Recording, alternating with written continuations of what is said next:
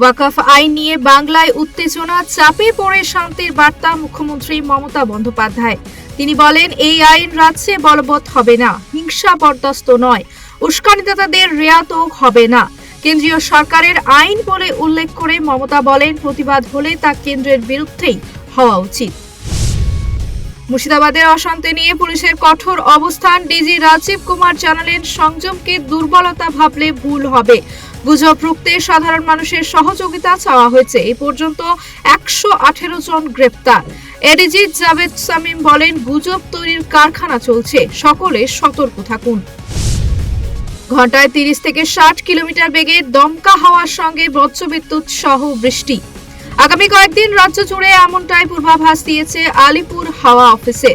কোথাও কোথাও ভারী বৃষ্টির সতর্কতা জারি করা হয়েছে। ঝড় বৃষ্টির ফলে তাপমাত্রা কিছুটা কমতে পারে। 9টি জেলার জন্য কমলা সতর্কতা দিয়েছে হাওয়া অফিস। ছত্তিশগড়ের বিজাপুর জেলায় নিরাপত্তা বাহিনীর সঙ্গে গুলির লড়াইয়ে 16 জন মাওবাদী নিহত হয়েছে। সংঘর্ষ হয়েছে ইন্দ্রাবতী জাতীয় উদ্যানে। বাহিনীর এক জওয়ান সামান্য আহত হয়েছেন। এলাকা জুড়ে চলছে তল্লাশি। দীর্ঘদিন ধরেই এই অঞ্চলে মাওবাদী সক্রিয়তা লক্ষ্য করা গিয়েছিল।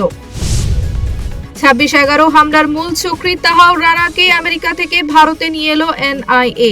দিল্লির পালম বিমানবন্দরে নামার পরেই তাকে গ্রেপ্তার করা হয়। আপাতত এনআইএ সদর দপ্তরের সেলে রাখা হয়েছে রানাকে। তদন্তে নতুন তথ্যের আশায় গোয়েন্দারা। আবার ভাইরাল আইআইটি বাবা মহাকুম্ভ থেকে ছড়ালো নতুন ভিডিও, যেখানে তাকে ফুরফুরে মেজাজে বাঁশি বাজাতে দেখা গিয়েছে। ভবিষ্যৎ নিয়ে নয়, আপাতত সুরের খেলায় ব্যস্ত তিনি। নানা বিতর্কে ঘেরা হলেও এই ভিডিওয় তাকে অনেকেই মজার দৃষ্টিতে দেখছেন। জর্জিয়া প্রথম প্রদেশ হিসেবে হিন্দু বিদ্বেষ ও হিন্দু আতঙ্ক রুখতে বিল পেশ করলো।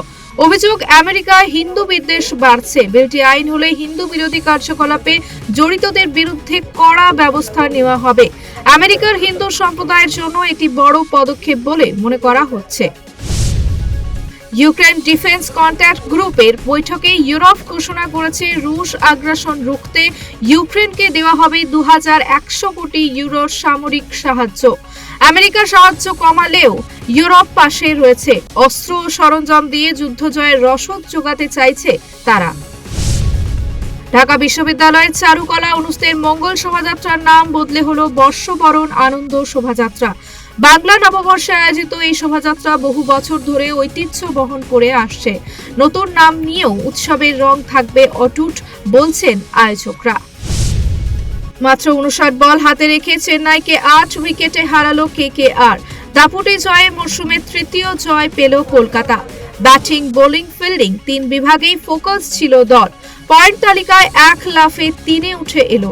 বড় দলের বিরুদ্ধে জয় দলকে দিল আত্মবিশ্বাস।